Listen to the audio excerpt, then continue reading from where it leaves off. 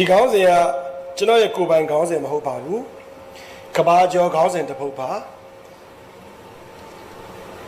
ရုရှားစာဆိုကြီးလီယိုတော်စတိုင်ကရုရှားဘာသာနဲ့ရေးတာကိုအင်္ဂလိပ်လိုဘာသာပြန်တဲ့အခါ what man live by လူတွေဘာနဲ့နေတယ်လဲဆိုတဲ့ဝတ္ထုတို့ကကဘာမှာနာမည်ကြီးပါတယ်1880ကျော်မှာရေးဖွဲ့ခဲ့တယ်အဲဒီဝတ္ထုကိုငယ်ငယ်တော့ဖတ်ဖူးတယ်ဒါပေမဲ့ကလေးစိတ်နဲ့ဖတ်တဲ့အတွက်သိအရသာကိုမသိဘူးအသက်အရွယ်ကြီးလာတာနဲ့အများလောကဓာတ်ကြီးကြုံလာတဲ့အခါမှာ what man live by ကိုပြန်ဖတ်တိုင်းအရသာအမျိုးမျိုးတွေ့ရတယ်ဒီတယ်လည်းပို့ပြီးချက်ထွင်ပြီးစဉ်းစားတတ်လာတယ်ဒါတစ်အချက်နှစ်စာပေဟောပြောရဲဆိုတာဘာလဲဆိုတာကိုလည်းကျွန်တော်တွေးမိနေတယ်ကျွန်တော်စာပေဟောပြောပဲစင်မြာထောင်းတက္ကရာ2000ပေါ့နော်2010ရွေးကောက်ပွဲမတိုင်ခင်ကနေပြီးဟောပြောပွဲတွေခစ်စားလာလိုက်တာကျွန်တော်တို့လည်းဒလဇာပြောရတာ9နှစ်6နှစ်ရှိသွားပြီကိုကိုတိုင်းလည်းပြန်သုံးသပ်ကြည့်တယ်ဟောပြောပွဲတွေလုပ်တာထိရောက်ရဲ့လားကျွန်တော်စဉ်းစားကြည့်တယ်အတိုင်းအတာတစ်ခုထိထိရောက်တယ်ကျွန်တော်လိုချင်သလောက်ထိတော့မထိရောက်ဘူးစာဖတ်ဖို့လိုတယ်ဒါပြည့်မေးစရာရှိတယ်ဗျစာပေကနောက်မှာပေါ်တာလေလူတွေကအရင်ပေါ်တာလေစာပေမပေါ်ခင်တော့လူတွေစာမှမဖတ်ဖဲနဲ့ဘူးကဘာကြီးဖြစ်နေတာပါပဲဒါပြည့်စာပေကနောက်မှာပေါ်ပြီးလူတွေကအရင်ရှိတယ်စာမဖတ်ရင်ပဲကျွန်တော်တို့ကခက်မမီတော့သလိုလိုဒီနေ့ပြောနေပြန်တယ်ဒါပြည့်စာဖတ်တာအရင်မပါဘူးလားလို့မေးစရာရှိတယ်စာဖတ်တယ်ဆိုတာကိုကျွန်တော် read လို့သုံးတယ်အင်္ဂလိပ်လို read ကိုတခြားကြည့်ရင်ကျွန်တော်တို့ညင်းခုန်နေတဲ့ read က read by reading ဒီစာအုပ်ထဲကစာရေးလူကြီးဖတ်တာကိုပဲကျွန်တော်တို့ကစာဖတ်တယ်လို့ကျွန်တော်တို့ကအောက်မေ့နေကြတာမို့လို့ paper တစ်ခုခုသုံးဖို့ touching တစ်ခုပေါ်မှာမျက်လုံးနဲ့ဖတ်တာကို read by reading အဲ့လိုဖတ်တာကိုပဲကျွန်တော်ဦးစားပေးပြောမိကြတယ်တကယ်တော့စာဖတ်ခြင်း၃မျိုးရှိတယ်ကညစ်တွေပေတွေစက်ကူတွေစာရွက်တွေ electronic တွေမပေါ်ခင်ကလေးကလည်းစာဖတ်ကြတယ်အဲ့ဒီခေတ်တော့ read by reading မဟုတ်ဘူး read by listening နားထောင်တာကလည်းစာဖတ်တာပဲနားထောင်တာစာဖတ်တယ်ဆိုတော့ခက်မမီတော့ဘူးလို့တော့မထင်စေချင်ဘူးမာတက္ကရာ103ဝါဆိုလာပြည့်နေညီဥယျာမှာပြစ္ဆောက်ဝက်ကြီး9ဦးနဲ့ဘုရားရှင်ကိုယ်တော်မြတ်ကြီးမိဂရာဘုံမှာတွေ့တယ်လေတွေ့တဲ့အခါမှာဘုရားနဲ့ပြစ္ဆောက်ဝက်ကြီး9ဦးစာဖတ်ကြတာဘာနဲ့ဖတ်တော့ read by listening ပြစ္ဆောက်ဝက်ကြီး9ဦးက listening လုပ်တယ် listening လုပ်တဲ့အခါမှာတော့ဝိပဿနာပါတာပေါ့ဟုတ်သလားမှန်သလား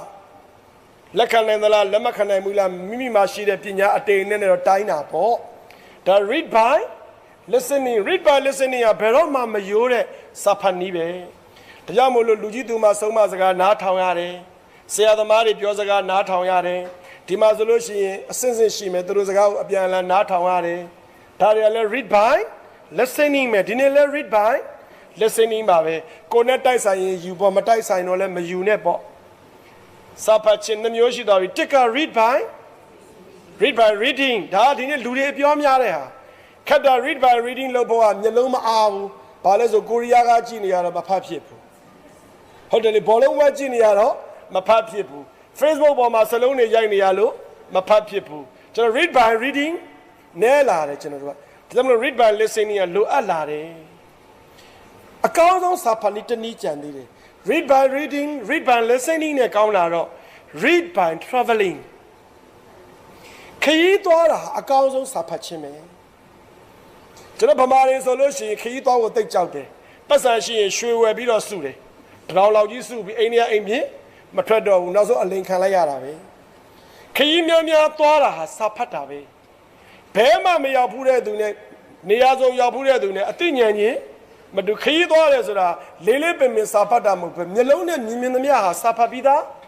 ဖြစ်စေတယ်ဒါကြောင့်မလို့ဘုရားရှင်ကိုယ်တော်မြတ်ကြီးက45ဝါပတ်လုံးမိဂရာဝုံတို့ဇေရဝုံတို့မှာကျောင်းထိုင်ပြီးလို့နေတာမဟုတ်ဘူးဝါပဆိုဖះခရီးထွက်ပြီးဝါရင်းလေးလာပဲစပားဆိုင်ချိန်မို့လို့ပြန်လာတယ်အဲ့ဒီမှာရှိတဲ့ဒေသတွေပဲစကားကြံတဲ့အချိန်ကဖះခရီးထွက်နေတာလေ read by traveling နဲ့ကျွန်တော်တို့ကခရီးသွားတာကိုစာဖတ်တယ်လို့မမြင်တော့ခရီးသွားမှာတိတ်ကြောက်တယ်ဟိုကျွန်တော်ရိုးလေးနှိုင်းကြည့်မယ်နော်ဘဲမှမရောက်ဘူးတဲ့သူကမန်နေဂျာဖြစ်တာနဲ့နိုင်ငံစုံရောက်ဘူးတဲ့သူမန်နေဂျာဖြစ်တာနဲ့အရသာမတူဘူးဗျဘဲမှမရောက်ဖူးတဲ့သူမန်နေဂျာဖြစ်ခင်ဗျာဒုက္ခရောက်ပြီသားမှတ်တော့ သူကခမရဆရာကြီးလောက်တော့မှလေ तू ဘဲမှလည်းမရောက်ဘူး तू ဖတ်တာ तू သိတာလေးနဲ့ပဲ तू ကဆရာလောက်နေတာလေဘယ်နိုင်ငံမှမရောက်ဘူးပဲတိုင်းပြည်အုပ်ချုပ်တာနဲ့နိုင်ငံစုံနိုင်ငံတကာတက္ကသိုလ်တက်ဖူးတဲ့သူတိုင်းပြည်အုပ်ချုပ်တာမတူဘူးဆိုတာတော့ကျွန်တော်ကကိုတွေ့ပဲဗျာဒါ read by traveling နော်ကဲဆိုပါတော့ဗျာရိုးရိုးတက္ကသိုလ်ဆင်းတာနဲ့ရန်ကုန်တက္ကသိုလ်ဆင်းတာနဲ့တော့မတူဘူးရန်ကုန်တက္ကသိုလ်မျိုးတက်ရတာဘို့အရသာရှိတာပေါ့ဒီလိုပဲရန်ကုန်တက္ကသိုလ်နဲ့ဆိုင်စင်ကာပူလောက်ကြောင်းသွားတက်နိုင်အမေမစိုးဘူးဘာဖြစ်ပြောဒွတ်တဲ့ရွှတ်ချက်နော် broken ဖြစ်ဘာဖြစ်အင်္ဂလိပ်လိုလေရလာမယ်အမေရိကန်တက္ကသိုလ်မျိုးအင်္ဂလန်တက္ကသိုလ်မျိုးတက်ဘူးတဲ့သူကပိုကောင်းတာပေါ့ကျောင်းဆရာမကြီးတို့နဲ့ကျွန်တော်တို့နဲ့ကွာတဲ့ကဆရာမကြီးက read by traveling လည်းရှိတယ် read by listening လည်းရှိတယ် read by reading လည်းရှိတော့ခေါင်းဆောင်ဖြစ်တာမဆန်းဘူးကျွန်တော်တို့ကအဲ့ဒီလိုမရှိဘဲနဲ့ခေါင်းဆောင်တွေကတက်လူနေလို့ခက်နေတာတိုက်ဆိုင်သွားရင်တော့ခွင့်လွတ်ပေါ့ဟောစာဖတ်တယ်ဆိုတာလူရဲ့အရေးအသွေးကိုမြင့်တင်ပေးတာစာဖတ်တယ်ဆိုတာကိုသွားခြင်းတဲ့ခရီးလမ်းကြောင်းကိုဘယ်လိုအတူဆုံးနဲ့အနည်းဆုံးသွားရမလဲလို့ရွေးချယ်တာစာအုပ်စာပေလူမိတ်ဆွေဆိုတာလူတိုင်းကြားဘူးတဲ့စကားထူးဆန်းတာရှိတယ်လူချင်းမိတ်ဆွေဖြစ်ရတာတခါတရံစိတ်ကောက်တာတို့စိတ်ဆိုးတာတို့မခေါ်တာတို့သူကကိုယ်ကလိတိတိလောက်တာတို့ခံရင်ခံရအောင်မယ်စာအုပ်ကအဲ့ဒီလိုမလုပ်ဘူးစာအုပ်ကစိတ်မကောက်တတ်တဲ့တငယ်ချင်းစာအုပ်ကဘယ်တော့မှစိတ်မဆိုးတဲ့တငယ်ချင်းစာအုပ်ကဘယ်တော့မဆိုးကျွန်တော်တို့အနာကကျွန်တော်တို့လွတ်ပြင်မှာသူကဘယ်တော့မှကျွန်တော်တို့နားခွာမသွားဘူးကျန်တဲ့မိတ်ဆွေကတိတ်စိတ်မချရဘူးကျန်တဲ့မိတ်ဆွေပေါင်းရင်သူတောက်ရင်လိုက်တောက်မှသူပြောရင်ကိုကနားထောင်အောင်မှသူပြောတာနားမထောင်သူကစိတ်ကောက်အောင်မှစာအုပ်ကအဲ့ဒီလိုစိတ်မကောက်တတ်ဘူးဒါကြောင့်စာဖတ်တာအထီးကျန်ခြင်းကိုလည်းဖြေပြောပြီးသားဖြစ်စေတယ်အပျော်ကြီးဖြစ်လို့အားမငယ်ပါနဲ့စာအုပ်တွေရှိတယ်လေဟုတ်ပါတယ်စာဖတ်လိုက်ပါစာအကောင်းဆုံးငယ်ချီဥပါပဲစာဖတ်ကြရလိမ့်မယ်စာဖတ်တဲ့သူနဲ့စာမဖတ်တဲ့သူကွာတယ်ဆိုတာလူတိုင်းသိပြီးသားမို့မပြောတော့ပါဘူးစာများဖတ်တဲ့သူဟာခေါင်းဆောင်နေရာကိုအလွယ်တကူရောက်တယ်ဘိုးကျော်ဆန်းတို့ခေတ္တကလမ်းမတော်ပြောလာသေးတယ်ဒီနေ့ခေတ်လူတွေစာဖတ်တယ်ဆိုတာရည်ချင်တာပေါ့ဒီထဲမှာစာဖတ်တဲ့လူတွေပါမှာပါကျွန်တော်တဲ့တယ်ပဲမိမယ်ခမည်းစာဖတ်တာဗမာလိုပဲဖတ်တာမလားအင်္ဂလိပ်လိုဖတ်တတ်လို့လားမဖတ်တတ်ပါဘူးကျွန်တော်ပြီးခဲ့တဲ့2 နှစ်လောက်တုန်းကအမျိုးသားကစားရုံမှာကျွန်တော်မဟာစံချင်းသူပြဇက်ကိုကျွန်တော်ကတ်ရတယ်ဗျကြွားခြင်းလို့ပြောတာမဟုတ်ဘူးမဟာစံချင်းသူပြဇက်ကိုရေးတာဆရာကြီးဇော်ကြီးရေးတာအဲ့ဒီထဲမှာအဓိကဇက်ဆောင်ဥရွှေနှောင်းနေရာမှာကျွန်တော်တရုပ်ဆောင်ရတာကျွန်တော်အဲ့ဒီနေရာမှာအဓိကတရုပ်ဆောင်လုပ်အောင်ပါဆိုတော့အဲ့ဒီပြဇက်ကြီးကိုအစားဆုံးဖတ်ရတာပေါ့ဗျာကျွန်တော်3 ခေါက်ဖတ်ရင်ပိုကြိုက်တယ်4 ခေါက်ဖတ်ရင်ပိုကြိုက်တယ်5 ခေါက်ဖတ်ရင်ပိုကြိုက်တယ်ဒါနဲ့ကျွန်တော်စဉ်းစားကြည့်တယ်ဆရာဇော်ကြီးတို့စာအရေးကောင်းမှာပေါ့အမှအဲ့ဒီမဟာစံချင်းသူကဆရာဇော်ကြီးရဲ့ကိုပိုင်စာမဟုတ်ဘူးသူဘာသာပြန်ထားတာသူကဆရာဇော်ကြီးကဘာသာပြန်တော့ပါဠိတွေပါလာဆိုတော့အဖြေပေါ်သွားပြီဆရာဇော်ကြီးတို့ဆရာမင်းသူကိုတို့ခေတ္တကဆရာမောင်စိန်တင်တို့ခေတ္တကဆရာဥဖေမောင်တင်တို့ခေတ္တကအဲ့ဒီခေတ္တကစာရေးဆရာတွေစာရေးသူတွေဟာဗမာလိုလဲကျွမ်းကျင်တယ်အင်္ဂလိပ်စာကိုလည်းကျွမ်းကျင်နှက်ဆက်ဖတ်တတ်တယ်ပါဠိကလည်းကျွမ်းဆိုတော့ပြောမနေနဲ့တော့ဗောကျွန်တော်တို့ကအင်္ဂလိပ်စာကြလည်းမဖတ်တတ်ပါဠိကြအတန်တောင်မထွက်တတ်ဘူးဗမာလိုစာတောင်မနဲ့ဖတ်နေရမှာတော့ကျွန်တော်တိုင်းပြည်နှင်မွန်းတာလည်းပြောမနေနဲ့တော့ကျွန်တော်တိုင်းပြည်လွတ်မြောက်ခဲ့တာအဲ့ဒီခေတ္တကလူတွေကစာကိုပုံသဏ္ဍာန်မျိုးစုံနဲ့ဖတ်နိုင်လို့တိုင်းပြည်လွတ်မြောက်ခဲ့တာဒီကနေ့ကျွန်တော်တိုင်းပြည်ပြန်လွတ်မြောက်ဖို့တိုင်းပြည်ဆိုကြီးပါတယ်ကိုယ့်မိသားစုပြန်လွတ်မြောက်ဖို့အတွက်ကျွန်တော်တို့စာဖတ်ကြရလိမ့်မယ်ကျွန်တော်တို့ရဲ့မျိုးဆက်တွေကိုကျွန်တော်တို့ကစာဖတ်ခြင်းအမွေပေးတဲ့အခါမှာမြန်မာလူတွေဖတ်တာနဲ့မပြည့်စုံတော့ဘူးအင်္ဂလိပ်လိုပါဖတ်တတ်အောင်ကလေးတွေကိုသင်ရလိမ့်မယ်ကဘာကြီးကအတော်ကြီးပြောင်းသွားပြီကျွန်တော်ပြောရပါတယ်ကျွန်တော်တို့နေရလာရင်ကျွန်တော်10 နှစ်15နှစ်ကျွန်တော်တို့မရှိတော့ရင်တော့ကဘာကြီးကအင်္ဂလိပ်စာတွေပြောတဲ့ကဘာကြီးဖြစ်လာလိမ့်မယ်အင်္ဂလိပ်လိုတက်ရင်ကဘာကြီးကကိုယ့်အိမ်ဖြစ်သွားမယ်နိုင်ငံတကာသွားကြည့်လိုက်ပါ immigration ဖြတ်တဲ့အချိန်မှာအင်္ဂလိပ်လိုမပြောတတ်တဲ့သူကအရန်အားငယ်တာပဲအင်္ဂလိပ်လိုပြောတတ်တဲ့သူကကဘာကြီးကကိုယ့်အိမ်အလွန်နှင်းခံစားတတ်သွားတာအင်္ဂလိပ်လိုကျွမ်းကျင်လေကဘာကြီးကကိုယ့်အိမ်ပြကိုယ့်မှာ passport ရှိတယ်တကယ်ကိုတရားဝင်သွားတာကျွန်တော်တို့ဘယ်သူမှမစော်ကားရဘူးသို့တော်ကအင်္ဂလိပ်လိုတော့ပြောတတ်ဖို့လိုတာပေါ့အခုကအင်္ဂလိပ်လိုမပြောတတ်ဘူးဆိုတော့အင်္ဂလိပ်လိုမပြောတတ်တဲ့သူတွေကကိုနေတဲ့မြန်မာနိုင်ငံကိုပဲကိုအိမ်လို့ထင်ပြီးကြံတဲ့အိမ်တွေကိုအ အထင်မကြီးဘူးဆိုအလကားနေယူးကြောင်ကြောင်နဲ့တိမ်မြုပ်နေတာကျုပ်တို့ကျွန်တော်တို့အင်္ဂလိပ်လိုလဲတတ်နိုင်အင်္ဂလိပ်လိုပါကျွန်တော်မျိုးဆက်တွေကိုသင်ရလိမ့်မယ်ကျွန်တော်တို့ကတော့ OV ထားလိုက်တော့တိုးတော့ကျွန်တော်ယူရပါလိမ့်ဦးမယ်တစ်ကျွန်တော်စာဖတ်ရလိမ့်မယ်လီယိုတော်စတိုရဲ့စာကိုအမျိုးမျိုးဘာသာပြန်တဲ့အထဲမှာကျွန်တော်ဗမာပြည်မှာလည်းဆရာကြီးမောင်ထွန်းသူဘာသာပြန်ပါတယ် What Man Live By ဒီအပြင်အိုးဝင်ညိုများဖြစ်လာမဲ့သူကိုယ်တိုင်လည်းပဲဘာသာပြန်ပါတယ်ကျွန်တော်ကတော့ဘာသာပြန်နေအမျိုးမျိုးဖိုင်ရင်းနဲ့ဒီကောင်းစဉ်လေးကိုကြိုက်လို့ယူသုံးပါတယ်တိုးတော့ဒီထက်ကအနှစ်သာရတွေကတချို့ပဲယူမှာပါအော်စရာသိကောင်းတယ်လူတွေဘာနဲ့နေလဲလို့ကျွန်တော်စဉ်းစားတော့လီယိုတော်စတိုစာကိုကြိုက်လို့ကျွန်တော်မှတ်ထားတာရှိတယ်ဗျလူတွေဘာနဲ့နေလဲလို့ကဲကျွန်တော်အဲ့ဒါဖတ်ပြီးတော့မေးတယ်ကျွန်တော်စာဖတ်ပြီးရင်ကိုကြိုက်တော့အစားကောင်းတောက်ကောင်းစားရင်ကိုချစ်တဲ့သူသတိရတယ်လို့ပေါ့နော်စာကောင်းပေကောင်းဖတ်ပြီးရင်သတိရတာကိုမိမ့်မပေါ့ကိုအမေပေါ့ကျွန်တော်မိမ့်မကိုမေးတယ်ကျွန်တော်မိမ့်မကျွန်တော်ຫນွယ်လေးလို့ခေါ်တာຫນွယ်လေးရေလို့လူတွေဘာနဲ့နေလဲသူကျွန်တော်ကိုလေမော့ကြည့်တယ်ဗျသူကြည့်ရကြည့်အော်တဲ့အကြည့်နေပါလူတွေဘာနဲ့နေလဲဆိုတော့ဘုသူ့ຫນွယ်လေးနင့်ကိုမေးတာလို့ဟာကိုကလည်းတဲ့ဘာခက်တာမလို့ຫນွယ်လေးကကိုနဲ့နေတာလေတဲ့ဆိုတော့ကျွန်တော်သူ့ကိုစကားဆက်ပြောလို့မရတော့ဘူးဟောတေးကြပြီဒါဖြစ်ရင်ကျွန်တော်မိန်းမအချစ်နဲ့နေတယ်ပေါ့နော်ထားပါတော့ဒီလိုပဲကျွန်တော်အမေကိုကျွန်တော်မေးတယ်ဗျအမေကျွန်တော်တို့ဘာနဲ့နေလဲလို့ဆိုအမေကျွန်တော်မျက်မှောင်လေးကုတ်ပြီးကြည့်တာနင့်အဖေမသိရင်တော့နင့်အဖေနဲ့နေတာနင့်အဖေတော့ငါနင်းနဲ့နေတာအမေအဖေနဲ့ကျွန်တော်မိန်းမအဖေအတူတူပဲတကယ်ချင်းနေမေးတော့လေဒီလိုပဲဖြေကြတာပါတချို့ဆိုရင်ဒါဟောလေတကယ်ချင်းနေငယ်ကျိုးငယ်လာတည်တော့ကျွန်တော်ဟာသာပြောသေးတယ်ငါတို့ယောက်ျားတွေမကောင်းဘူးလို့ဘာမကောင်းတာလဲတဲ့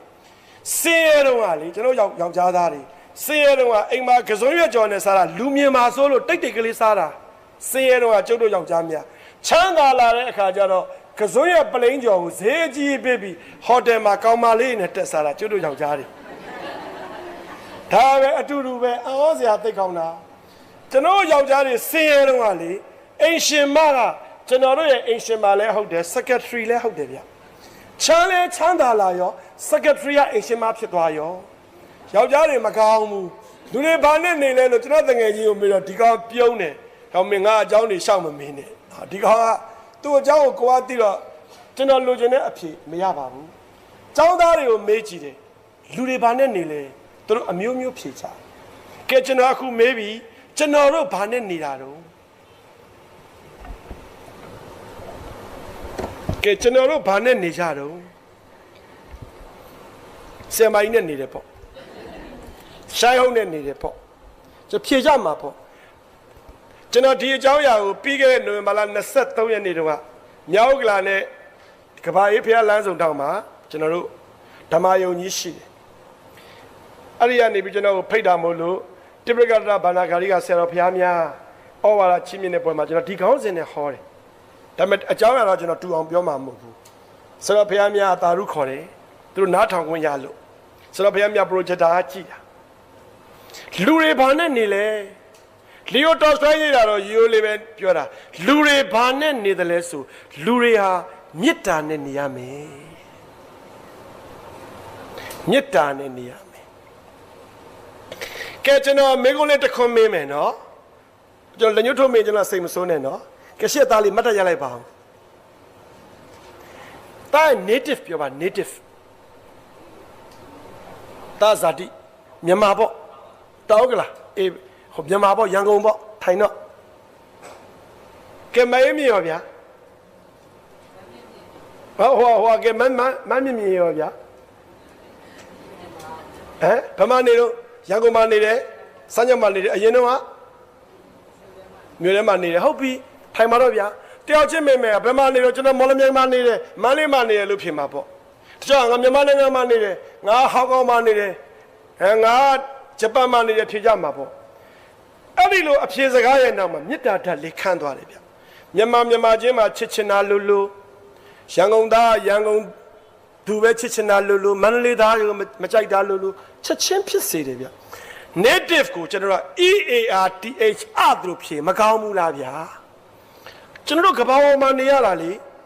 ဟိမဝန္တာတောင်တန်းကြီးပေါ်ကရေခဲတွေအရေပြော်ကြည့်ကဘာကြီးပျက်စီးသွားမှာကျုပ်တို့လည်းပါသွားမှာပဲ ပင်လယ်ရေမျက်နှာပြင်တွေအကုန်မြင့်တက်ကြည့်ကမ္ဘာအပူချိန်တွေပြောင်းကြည့်မင်းဘယ်နိုင်ငံသားဆိုတာဖယ်လိုက်တော့တကယ်တော့ဒါလည်းပဲမင်းဘယ်ဘာသာကိုယ်ဝယ်လဲလို့မင်းပြောကြလိမ့်မယ်အမျိုးမျိုးတကယ်တော့ love မေတ္တာတရားဟာအလွန်သိမ်မွေ့တဲ့ဘာသာတစ်ခုပဲဒါ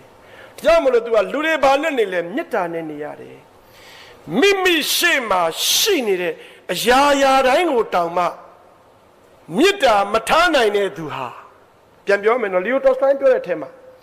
မိမိမျက်စိရှေ့မှာရှိနေတဲ့အရာရာတိုင်းကိုတောင်မှမချစ်တတ်တဲ့သူဟာ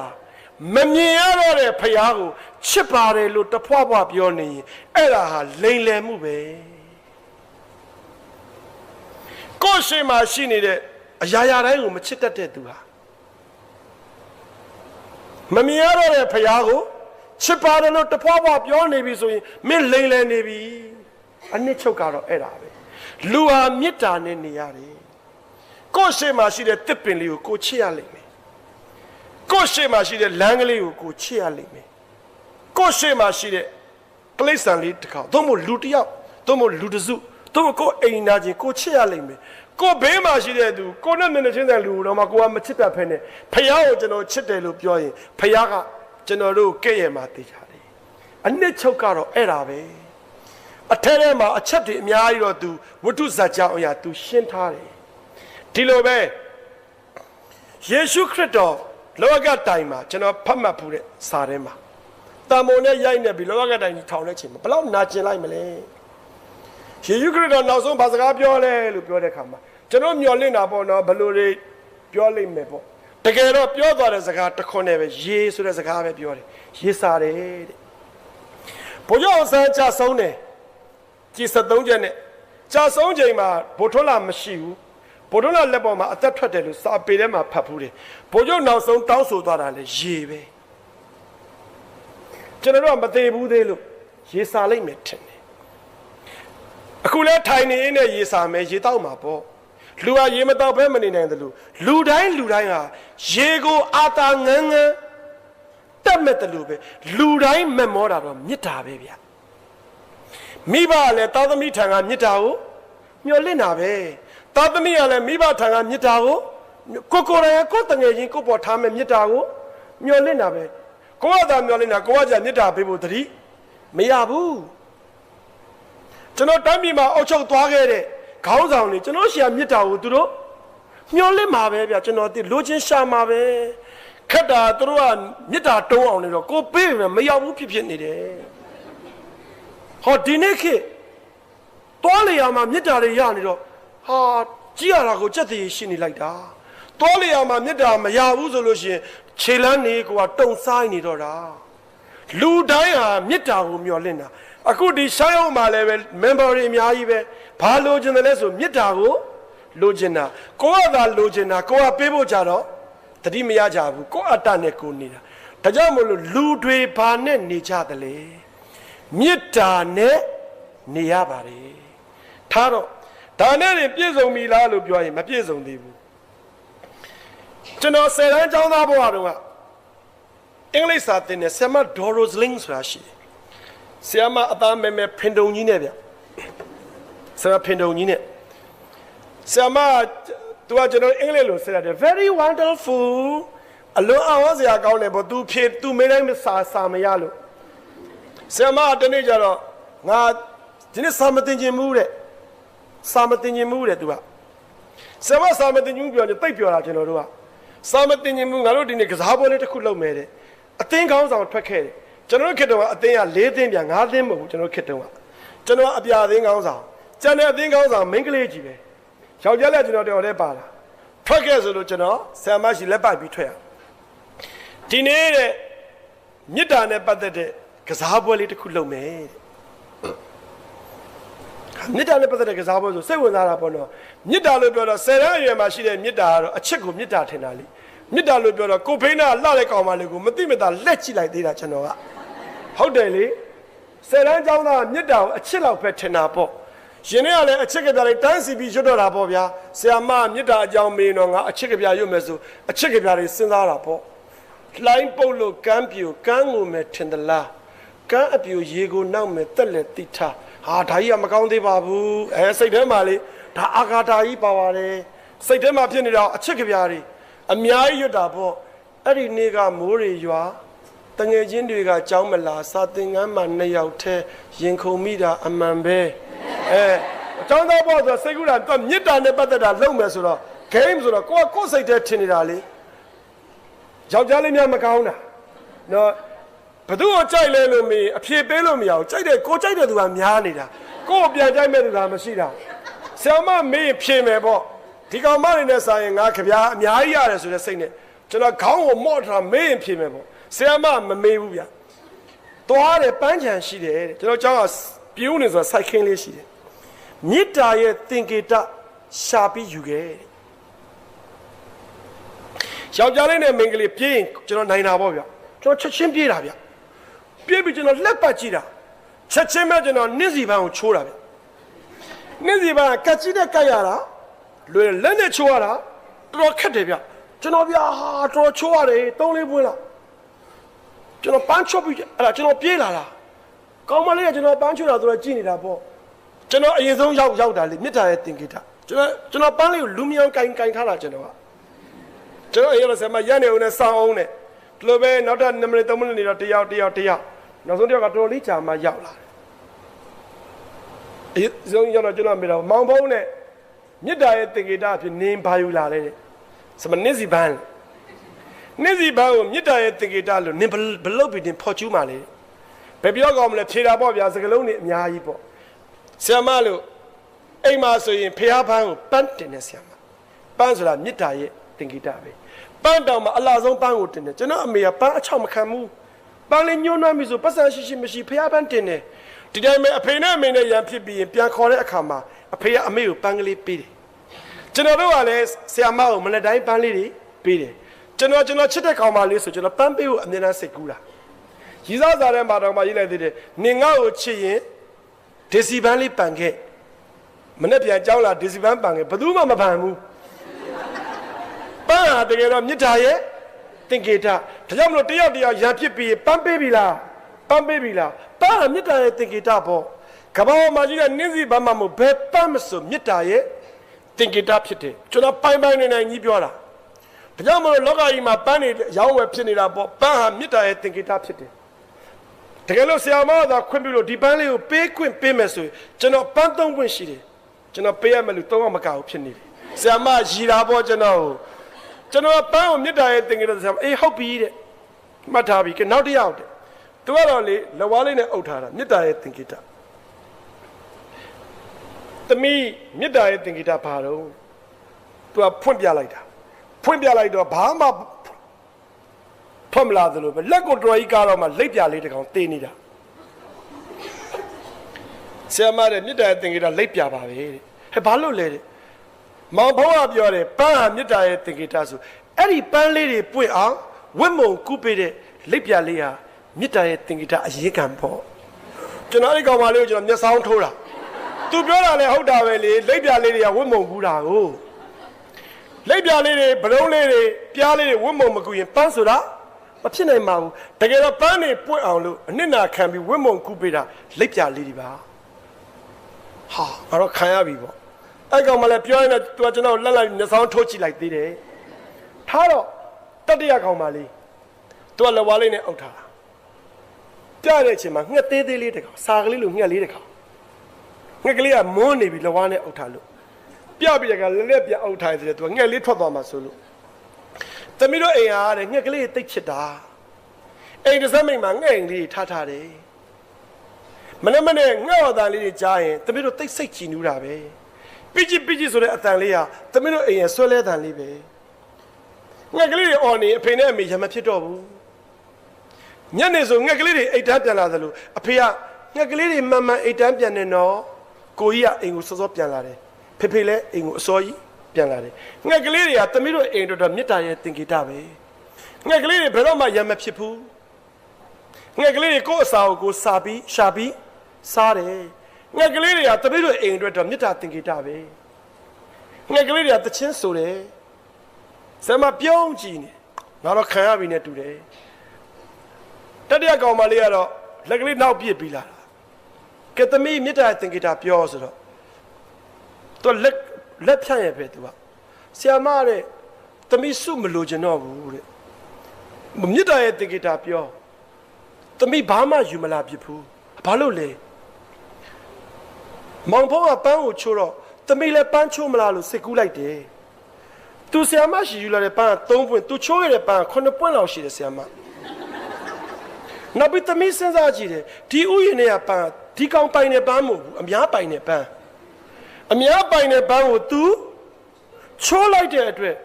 မေတ္တာရဲ့သင်္ကေတကိုဖော်ပြခြင်းနဲ့စိတ်တစ်ခုနဲ့အများပိုင်တဲ့ပစ္စည်းကိုဖျက်ဆီးတာမေတ္တာသင်္ကေတမဖြစ်နိုင်ဘူးဆရာမကျွန်တော်လက်သီးနဲ့ထိုးတာမှနာအောင်မယ်သူပြောတဲ့စကားအဆိုင်ကိုတဲ့ထိုးလိုက်တယ်လို့ပဲဆရာမပဲစဉ်းစားကြည့်ပါဒီပန်းလေးတွေပွင့်လာဖို့တကြောင်လုံးပြုစုထားရတာဆရာမမေတ္တာရဲ့သင်္ကေတသွားယူလို့ပြောတာကိုတပွင့်နဲ့မယူဘူးဟိုချိုးဒီချိုးလိုက်သေးတယ်မောင်ဘောကမေတ္တာရဲ့သူ့မေတ္တာသင်္ကေတပြဖို့အတွက်ပန်းတွေကိုချိုးယုံနေမကဘူးခွင်မတောင်းမဲလဲခိုးတယ်ဆရာမရဲ့ကျွန်တော်အဲ့ဒီကောင်မလေးမချင်တတ်ဘူးအေးဟုတ်ပါပြီတဲ့ဒါဖြစ်ရင်ရောတဲ့သမီးလက်ပြလေးတွေကိုသမီးမေတ္တာသင်္ကေတအဖြစ်တကယ်ချင်းယူတာမြင်တော့ယူချင်တာဒါပေမဲ့သူ့လက်ထက်မှာရောက်လာတာလက်ပြလေးကတကောင်နဲ့သူဟိုလက်ပြလေးဖန်ဒီလက်ပြလေးဖန်ရင်နဲ့တေဆုံးသွားတဲ့လက်ပြ၄-၅ကောင်လောက်ရှိတယ်လက်ပြလေးကိုအာယုံရောက်နေတာမလို့သူ့ခြေတော့ကနင်းမိတဲ့အတွက်ကျွေမွသွားတဲ့ပန်းတွေလည်းအများကြီးပဲဆရာမကြီးသမီးစဉ်းစားတယ်ငါလက်ပြလေးကိုသူ့လိုပဲဖမ်းလိုက်ရင်လက်ပြလေးတွေတေမယ်ပန်းတွေခြေောက်နဲ့အနင်းခံရမှာမို့သမီးလက်ပြလေးလိုချင်ပေမဲ့လည်းသမီးမဖမ်းတော့ဘူးအေးဟုတ်ပြီဒီလိုပဲဆရာမသမီးတငယ်ချင်းလို့တလို့ငှက်ကလေးကိုလည်းသမီးယူဖို့စိတ်ကူးရှိသေးတယ်လေကားလေးနဲ့သမီးထောင်ပြီးတက်တာထောင်ပြီးလိုက်တဲ့အချိန်မှာငှက်တိုက်လေးရှိတယ်ငှက်တိုက်ထဲမှာငှက်မေမေကြီးကသူ့အတောင်ပံလေးနဲ့ငှက်လေးနှစ်ကောင်ကိုအုပ်ထားပြီးသမီးကိုမော့ကြည့်တယ်မော့ကြည့်ပြီးတော့ပချီနဲ့အော်ပြီးသမီးကိုမော့ကြည့်တယ်သမီးအဲ့ဒီပချီဆိုတာဘာလဲလို့စဉ်းစားတယ်ငါတေးသေးလေးနှစ်ကောင်ကိုအတောင်ပံလေးနဲ့အုပ်ပြီးသမီးကိုမော့ကြည့်နေတယ်ရန်ထောင်တာလားမသိဘူးသူပြောတဲ့စကားပချီကအဓိပ္ပာယ်ရှိတယ်နင်တို့ရဲ့မေတ္တာသင်္ကေတပြဖို့အတွက်ငါတို့မိသားစုချစ်ချင်းကိုနင်တို့ခွဲနေတာလားနင်လူကြားထဲမှာနင်အတိမတ်ပြုခံဖို့အတွက်ငါတို့မိသားစုကကွယ်ကွင်းပေးရမှာလားငါသားနဲ့ငါဝေးရမှာလားငါမိသားစုနဲ့ခွဲရမှာလားနင်တို့ပဲအဲ့လောက်ကြီးမတရားမလုပ်ကြပါနဲ့နင်မေတ္တာသင်္ကေတပြဖို့ငါတို့မိသားစုပျက်စီးပေးရမှာလားသမီးအဲ့လိုနားလည်ပြီးတော့သမီးငှက်လေးလည်းမယူတော့ဘူးသမီးစဉ်းစားကြည့်တယ်စုမရရင်နေပါစေတော့ဆရာမရေဆရာမမတ်တက်ရက်တယ်အေးဟုတ်တယ်ဆရာမဒီလေးယောက်တည်းကဘယ်သူစုပေးရမယ်ဆိုတော့ဆရာမမဆုံးပြတ်ဘူးကျောင်းသားတွေက vote လုပ်ရမယ် vote ဘယ်သူကိုစုပေးတဲ့လဲဆိုတော့နာမည်လေးရေးပြီးဆရာမကိုလာပေးရမယ်ဆရာမခရစ်ယာန်ဆရာမကြီးနော်သူပြောတဲ့စကားမြတ်ဗုဒ္ဓစကားတွေအများကြီးပဲပါတာကိုလည်းသတိပြုမိတယ်နင်တို့တဲ့လူတစ်ယောက်ဖြစ်လာပြီဆိုရင်အဓိကအခြေခံအားဖြင့်အချက်2ချက်နဲ့နေရတယ်လူတွေဘာနဲ့နေရမလဲဆိုအချက်2ချက်နဲ့နေရတယ်အဲ့ဒါကတော့1ကိုချင်းတီလာ2ပညာနဲ့နေရတယ်ကျွန်တော်ဒီအကြောင်းအရာကိုကျွန်တော်နဲ့ယဉ်နေတဲ့ဆရာတော်ဘုရားများကိုကျွန်တော်ရှောက်ထားကြည့်တဲ့အခါမှာဆရာတော်ဘုရားများကတာရုခေါ်ပြီးအဖြေပေးတယ်ငါတို့ကနီးရက်နဲ့ဝေးနေတာတဲ့ငါတို့တွေအမြဲတမ်းရွတ်နေတဲ့နမောတတ္တကရောကျိုးထဲမှာပါပြီးသားနမောတတ္တကရောကျိုးထဲမှာပါပြီးသားအရဟတောဆိုတဲ့အရဟံယာပြန်တွေးကြည့်လို့ရှိရင်ဗမာလိုဘလို့အဓိပ္ပာယ်ဘာသာပြန်လို့ကဲကျွန်တော်အဲ့ဒါဘာသာမပြန်ခင်ကျွန်တော်မေကုန်းလေးတစ်ခွန်းမေးမယ်ကဘာပေါ်မှာအလားဆုံးသူဘယ်သူလဲဗျကဘာပေါ်မှာအလားဆုံးသူကဲဥပမာပြမယ်ဒေါ်ဆန်းစုကြည်လို့ဖြေမယ်ဗျာတချို့ကဒါလည်းမှန်တော့မှန်ပါတယ်အကောအမေအလားဆုံးဗျာကိုချစ်သူအလားဆုံးဗျာဒါလည်းကျွန်တော်မငင်းပါဘူးသို့တော့ဘယ်လိုပုဂ္ဂိုလ်ကအလားဆုံးလဲဆိုရင်လောဘဒေါသမောဟအတ္တမာနကိလေသာကင်းတဲ့သူဟာအလားဆုံးပေါ့ ခမရဒေါသထွက်ကြည့်လိုက်ရုပ်စိုးသွားပြီလောဘမျက်ခွက်ကြီးရုပ်စိုးသွားပြီဒါကြောင့်မလို့အရဟံရဲ့အတိတ်ပဲမှာလေကိလေသာကင်းစင်တော်မူသောမြတ်စွာဘုရားလို့ပြောရင်ကျွန်တော်စဉ်းစားကြည့်တယ်ဘုရားရှင်ကိုယ်တော်မြတ်ကြီးလောက်လှတဲ့သူလောကကြီးမှာမရှိဘူးကိလေသာကင်းနေတာကိုကိလေသာကင်းပါတော့မေတ္တာဓာတ်ကသူ့ဘာသူရှိသွားပြီလေဒီနေ့အမေတော်ဆန်းစုကြည်လှမှာပေါ့ तू ဟာဒီတိုင်းပြည်ဘဝလိုချင်တာတခုမှမရှိဘူးဘယ်မြေခွက်လိုချင်တယ်ဘယ်အဆောက်အုံလိုချင်တယ်ငါသားအတွက်တခုမှမရှိတော့သူ့မျက်နှာလှနေတော့တာပေါ့ဒီမှာလည်းကြည့်ပါလားယာရုတက်ချင်တယ်ငါပွိုင်လိုချင်တယ်ဆိုတာမျက်နှာလည်းလေးတိထားတယ်ငါအမှတ်များပေးပြီလားမျက်နှာလည်းမပေးရင်မကျေနပ်ဘူးလောဘလေးရှိရင်မျက်နှာကမလှတော့ဘူးဒါကြောင့်မလို့ပြီးခဲ့တဲ့ခေတ်ကလူတွေမသိလို့ဗျ TV ရှေ့ကိုထွက်ခွင့်ရတဲ့သူဒီမျက်နှာကြီးကိုလူကြည့်ပြီဆိုရင်သတိထားကြပြီးတော့ခမရလောဘကြီးနေခမရမျက်နှာကြီးကအဖြေပေးနေတဲ့လောဘမျက်နှာကြီးလို့ပြောနေတာကိုချင်းတီလာဖောက်ပြက်လို့ရှိရင်မျက်နှာတိတ်တိတယ်သမတ်ဖြစ်တယ်မှုတဲ့မြတ်စွာဘုရားအလှဆုံးပေါ့ကိလေသာကင်းလို့လှမမြင်ဘူးနဲ့ခံမန်းယူလို့ရတယ်ကျွန်တော်မျက်နှာမှာလှချင်ရင်မိတ်ကပ်မလိုပါဘူးလောဘဒေါသမောဟအတ္တမာနသာဖိလိုက်ပါသူ့လိုလှလာပါလိမ့်မယ်ပိန်ခြင်းလည်းပိန်စည်းတွေပါလေမစားပါနဲ့တောကကိုသာမျိုးချလိုက်ပါတဖြည်းဖြည်းပိန်သွားစေရမယ်ထပ်ပြောပြရစေစကားလေးဖေးရောက်သွားမှာဆိုလို့အရဟံရဲ့အ내အဓိပ္ပာယ်မှာလည်းလီပါသေးတယ်ဗျစိတ်ကြွယ်ရာအရ၌ပင်းလို့ပါတယ်ဗျတနည်းအားဖြင့်ကိုချင်းတီလာကိုပြောတာကျွန်တော်တို့ကကြွယ်လိုက်တာနဲ့မဟုတ်တာလှုပ်ချင်တယ်ကိုမိမကြွယ်ရာမှာမဟုတ်တာလှုပ်တာကျုပ်တို့ယောက်ျားတွေမိမတွေကလည်းကိုယောက်ျားကြွယ်ရာမှာမဟုတ်တာလှုပ်ဖို့ကြံစီစိတ်ကူးနေတာလဲကျုပ်တို့တွေပဲတနည်းအားဖြင့်အရဟံဆိုတာကိုချင်းတီလာကိုညွှန်းတယ်ကြုံကြိုက်လို့ပြောပြရစီမနေ့ကဘာလားပြေတော်တလင်းလားပြေကိုကျွန်တော်တို့ကအထိပ္ပယ်တွေအမျိုးမျိုးဖွင့်ဆိုကြတယ်ဗျတော်တလင်းလားပြေဒါလူတိုင်းသိပါတယ်မနေ့ကတော်တလင်းလားပြေမိုးလည်းမရွာဘူးဆိုတော့ကောင်းငင်ကြီးကတော်တော်ကိုလှပနေတာသတိပြုမိကြတယ်တော်တလင်းလားပြေနေကိုခေါ်တဲ့အခေါ်ပေါ်တွေရှိတယ်ဗျတော်တလင်းလားပြေကိုကျွန်တော်တို့မှာဝါကောင်လားပြေနေဆိုလို့ရှိရင်ဒါမြစ်တာအခါတော်နေ့ပေါ့တော်တလင်းလားပြေနေကိုဂယုဓမ္မအခါတော်နေ့လို့ခေါ်တာဂယုကာကြီးနဲ့ရေးတာမဟုတ်ဘူးနော်ခါငင်နဲ့ရေးတာတနည်းအားဖြင့်ဂယုစိုက်ရမယ်လို့ပြောတာဘာလို့ပြောတာလဲဆို၅ပါးသီလကိုကျွန်တော်တို့စောင့်ထိန်အပ်တယ်ဆိုတာကိုသတိပေးတဲ့နေ့ဒါကြောင့်မလို့ကျွန်တော်ဂယုဓမ္မအခါတော်နေ့လို့သုံးတာ၅ပါးသီလကိုစောင့်ထိန်တယ်ဆိုတာမေတ္တာရဲ့သဘောဖြစ်တယ်လို့၅ပါးသီလကိုစောင့်ထိန်တယ်ဆိုတာဟာလေကျွန်တော်တို့တွေဟာမေတ္တာရဲ့သဘောအပြင်ကိုခြင်းသဘောကိုလည်းပါစီတယ်ကျွန်တော်မေတ္တာတုတ်တော်ရွတ်ဆိုတဲ့အခါမှာတက်ကောစာဥစုနော်သူဥစုစလို့ပါတယ်တက်ကောဆိုတာစွမ်းနိုင်တဲ့သူဖြစ်ရမယ်ဥစုဆိုတာရိုးသားတာလို့ပြောတာသူဥစုဆိုတာဖြောင့်မတ်တယ်လို့ပြောတာဒီနေရာမှာကြုံကြိုက်လို့ပြောပြရစီဒီမှာအိမ်တော်တွေပါပါအိမ်တော်တွေမပါလဲချစ်သူကြီးစားရှိသူတွေဖြစ်မှာပါကိုယ်အိမ်တော်ဘက်ဟာကိုယ့်ရဲ့ကြွယ်ရမှာရောကိုယ့်ရဲ့ရှေ့မှာရောရိုးသားသားနေတာဟာကိုယ့်အပေါ်မှာမေတ္တာထားတာနဲ့အတူတူပဲလေဒီမှာအလုံးလုံးရတယ်လုပ်ငန်းရှင်ရှိမယ်မန်နေဂျာရှိမယ်မန်ဘာရှိမယ်ကြွယ်ရမှာခမရိုးသားတာရှယ်ယုကုမ္ပဏီကြီးပေါ်မှာခမမေတ္တာထားတာနဲ့အတူတူပဲလေရိုးသားခြင်းဟာမေတ္တာရဲ့သင်္ကေတပဲရိုးသားရတယ်လူကအခုကျွန်တော်တို့ကမရိုးသားဘူးဗျဒီငြိမ်းချမ်းရေးဆွေးနွေးတယ်လို့ပြောတယ်မရိုးသားကြဘူးမရိုးသားတော့မေတ္တာမရဘူးမေတ္တာမရတော့အဖြစ်မပေါ်ဘူးပေါ့အလုံးကပတ်သက်ဆက်နွယ်နေတာတစ်ကိုချင်းတီလာနဲ့နေရတယ်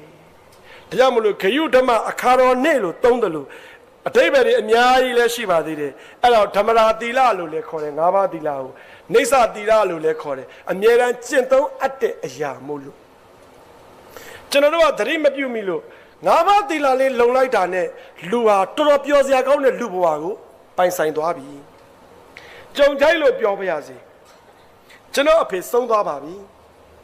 ကျွန်တော်အဖေဆုံးတာ9နှစ်ရှိပြီကျွန်တော်အဖေစေယုံမှာအဆုပ်ကင်ဆာရဲ့နှလုံးသွေးကြောကျဉ်းရင်ဆိုတော့ဆရာဝန်ကပြောတယ်ခမည်းအဖေနောက်တစ်နှစ်ခွဲ2နှစ်နေမယ်ဆိုနေလို့ရတယ်အခုတော့ခမည်းအဖေနေရလာရင်6လ4လပဲဘာလို့လဲဆိုတော့ မအိတ်လို့အဖေကညမအိတ်ဘူးစိတ်ုံတင်ကြရမအိတ်တာအိတ်ဆေးပေးလဲမအိတ်ဘူးဘယ်စိတ်ငြိမ်ဆေးပေးလဲအဖေမအိတ်ဘူးကျွန်တော်လည်းအဖေကိုသွားပြီးစောင့်မအိတ်ဖြစ်ဘူးကျွန်တော်စာသင်ရတာဆိုတော့အဲ့လေအမေတို့အိမ်ပြန်ကျွန်တော်စောင့်အိမ်မယ်ဆိုအဖေနဲ့စောင့်အိမ်တော့အဖေကတညာလုံးမအိတ်ဘူးသတိပြုမိတယ်ကျွန်တော်စာရေးမှအဖေကကောင်းကျွန်တော်စာဖတ်ပရိသတ်အဖေကညတစ်ချက်လောက်ကြာအဖေကိုကျွန်တော်စကားလေးတစ်ခွန်းပြောကြည့်အဖေအိတ်ပါလို့အဖေအိတ်ပါလို့ကျွန်တော်ပြောတာအဖေမျိုးတွင်းချိုင်ကြီးနဲ့ကျွန်တော်ဘာမှပြန်မဖြေဘူးသုံးခါလောက်ပြောတော့အဖေကကျွန်တော်တိုးလေးပြောတယ်အိတ်ပြောနေတေးသွားရင်ဘယ်လိုလုပ်မလဲအဖေလို့တေးမာကိုကြောက်နေတာလားလို့ငါတေးမာမကြောက်ဘူးကွာဘယ်ဒါဖြစ်အိတ်ပါလို့ငါတေးမာမကြောက်ဘူးငါနောက်ဘဝကြောက်တာအဖေစကားသိအောင်စရာကောင်းတယ်တေးမာကိုမကြောက်ဘူး तू နောက်ဘဝကြောက်တာတယ်ဘာလို့အဖေနောက်ဘဝကြောက်တာလဲငါမဟုတ်တာလေအကုန်လုံးထားတယ်အဖေမဟုတ်တာလို့တာအဖေကကျွန်တော်လည်းပိုသိမှာပေါ့ကျွန်တော်သိတာဒဇွန်းစားလဲရှိတာပေါ့ငါအဖေတော့ငါပြောမှရမှာပဲအဖေဘာမဟုတ်တာလို့ထားတာရှိလေလို့အဖေကာရီတာနဲ့နေချောကိုကျွန်တော်ခွဲခြားနားလဲပါတယ်လို့ယောက်ျားမှာနေချယောက်ျားသဘာဝဆိုတာရှိတယ်လို့ကာရီတာပြည့်ရွေးနာမျိုးအဖေမရှိဘူးနော်လို့ယောက်ျားသဘာဝပဲရှိမယ်မိန်းမတွေမှာလည်းမိန်းမသဘာဝရှိတယ်ဗျဥမာဗျအတင်းပြောမိတာဒါမိန်းမသဘာဝပဲဒါကာရီတာပြတ်တာမဟုတ်သူများပစ္စည်းခိုးတာမှမဟုတ်တာတခါတည်းအတင်းလေးပြောမိတာပြီးတော့ဟဲငါခွင့်လွယ်ဆိုပြီးတာလေဒါကာရီတာနဲ့ nature ဆိုတာခွဲခြားနားလည်ပါတယ်အဖေလို့အဖေကာရီတာမပြတ်ပါဘူးအဖေ nature အတိုင်းပဲအဖေနေတာအဖေအသက်80ကျော်တော့ဒီအရက်တော့ရှင်တယ်ကျွန်တော်အဖေအရွယ်မရောက်ဘူးသေးဘူးနော်အသက်ကြီးလာလေးလှတဲ့ကောင်မလေးတွေပိုကြည့်တတ်လေးဆိုတော့ကျွန်တော်အဖေသိလာတယ်အဖေလို့ကျွန်တော်ဝန်ခံတယ်အသက်ကြီးလာလေးလှတာကိုရွေးပြီးကြည့်တတ်လာတယ်ငငယ်တော့လှတာဆိုတာတဦးတယောက်ထဲထင်တာမဟုတ်ဘူးအခုကမြင်မြင်များလှတာဗျအသက်ကြီးလာလေးကျွန်တော်အဖေကိုလည်းကိုချင်းစာတတ်လာတယ်ဒါအဖေကိုပြောရင်းနဲ့အဖေလို့နောက်ဘဝမကြောက်ပါနဲ့အဖေလို့နောက်ဘဝဆိုတာရှိလို့လားလို့ကျွန်တော်ဆဲတာဗျအဖေကမင်းမရှိလို့ရှိရင်လူမိုက်တွေဖြစ်သွားမှာပေါ့အဖေအဲ့ဒီလိုမပြောပါနဲ့လို့ကျွန်တော်ငငယ်တုန်းကပါရာကြည်လေလားပါရာကြောင်လားဇက်လေးတစ်စက်ရှိတယ်အဖေလို့မမြစိန်ဇလန်းလေကိုဖုံးကျွယ်လူညာကြီးရဲ့ဘာညာဆိုပြီးတိုက်ဆရာကြီးက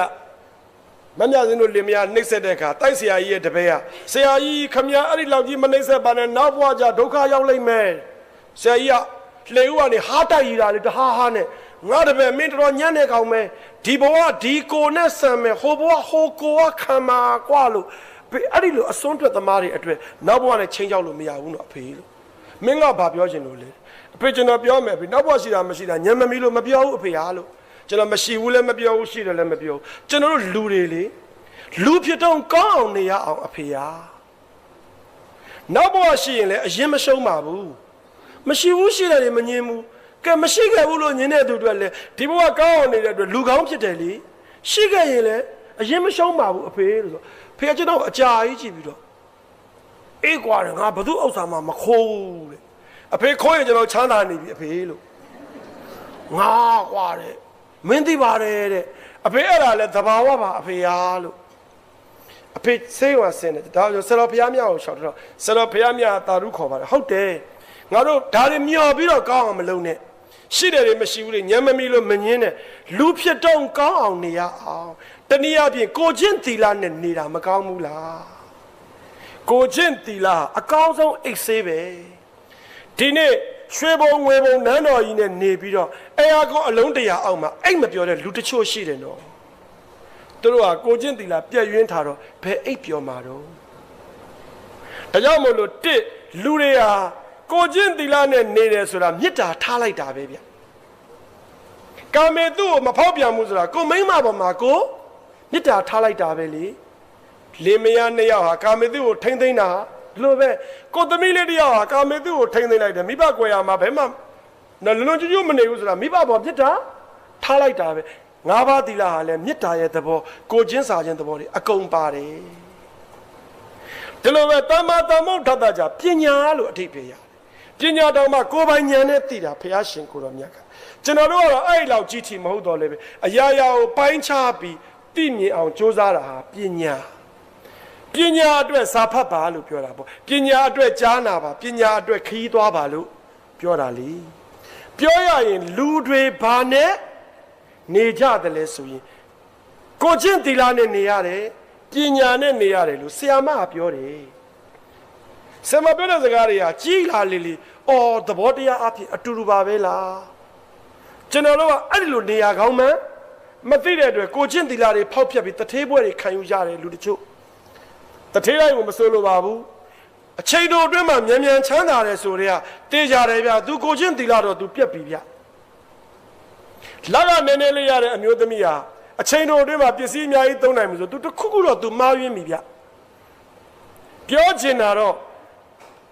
လူတော်များများဟာတဘောအစာပဲကြီးကျွန်တော်တို့တွေပြောတဲ့အထက်မှာပါတယ်လေဗျပြဿနာတရား၅ပါးကျွန်တော်ညာတိပြဿနာတော့ဘာလို့မပြောတော့ဘူးဘောဂပြဿနာတို့တီလပြဿနာဆိုတာပါတယ်ဗျကိုချင်းတီလပြည့်ရင်းတာဒီဘဝတွေမဟုတ်ဘဝများစွာထိတောင်မှဒုက္ခပေးနိုင်တာနော်ဘောဂပြဿနာလို့ခေါ်တဲ့ဥစ္စာစည်းဝါးဆုံးရှုံးတာတဘဝပေါ်တစ်ချိန်နှစ်ချိန်ပေါ်ပြန်ကြိုးစားရင်ဖြစ်တာပဲလေပြောချင်တာတီလပြဿနာကြလူတွေကဂယုမဆိုင်ကြဘူးဗျဒါကြောင့်မလို့ကျွန်တော်တို့တိုင်းပြည်ဆင်းရတဲ့အကြောင်းရင်းလူတွေဆင်းရတဲ့အကြောင်းရင်းဟာကိုချင်းတီလအကျင့်ဇာရိတပြည့်ရင်းသွားလို့ကျွန်တော်တိုင်းပြည်ရှေ့မရောက်တာပဲဒါပြည့်ဆရာရဲ့နိုင်ငံခြားကိုဆရာအထင်ကြီးလို့ပြောတာလားနိုင်ငံခြားလူတွေလည်းကိုချင်းတီလမကောင်းပါဘူးသို့တော့သူတို့ရှေ့ကတရားဥပဒေစိုးမိုးတော့ဖောက်ဖျက်ခြင်းတိုင်းဖောက်ဖျက်လို့မရဘူးဒါကြောင့်မဖောက်ဖျက်တာကျွန်တော်တို့လည်းကိုချင်းတီလမကောင်းဘူးသာပြောတာလေရင်နဲ့သွားလိုက်ပါနှစ်နာရီဝက်လောက်နေစင်ကာပူရောက်တယ်ဗျဟိုရောက်ရင်ကျွန်တော်ဘာလို့ကိုချင်းတီလာကောင်းသွားတာလို့ဖောက်ဖျက်လို့ရှိရင်အေးယူခံရမယ်မှတိတော့မလုပ်တော့ဘူးပေါ့ဒါကြောင့်မလို့စီကန်းနဲ့နေခြင်းဟာကိုချင်းတီလာကောင်းစေတယ်တရားဥပဒေအောက်မှာနေခြင်းဟာလွတ်လပ်ခြင်းဖြစ်တယ်ဆိုတာဆက်ဆက်နေတာတွေကိုကျွန်တော်တွေးမိလာတယ်ဒီလိုပဲပညာလို့ပြောတဲ့အချိန်မှာကျွန်တော်ကဘွဲ့တွေဒီဂရီတွေတက္ကသိုလ်ကနေဘွဲ့အုပ်ထုတ်ကြီးဆောင်မှာပညာလို့ထင်တာမဟုတ်ပါဘူးပညာကြီးတဲ့သူဟာလောဘနဲလာတယ်ဗျဘယ်ကိစ္စဟာလောဘဘလောက်ထားရမယ်ဆိုတာသိတာတော်စင်တာကိုတော်တာဟာပညာကြီးတာပဲဗျဘာမှလို့တော်တယ်ဆိုတာနှမျိုးရှိတယ်နော် shut ကိုလည်းတော်တယ်လို့ပြောတယ်နော် stop stop ကိုလည်းတော်တယ်လို့ခေါ်တာတော်တော့ဆိုတာဒါပါတော့ stop ဆိုတာလည်းတော်တာပဲနော်တော်ဆိုတာရပ်တာလေလောကကြီးမှာရပ်တဲ့အချိန်မှာရပ်လိုက်ပါခင်ဗျာ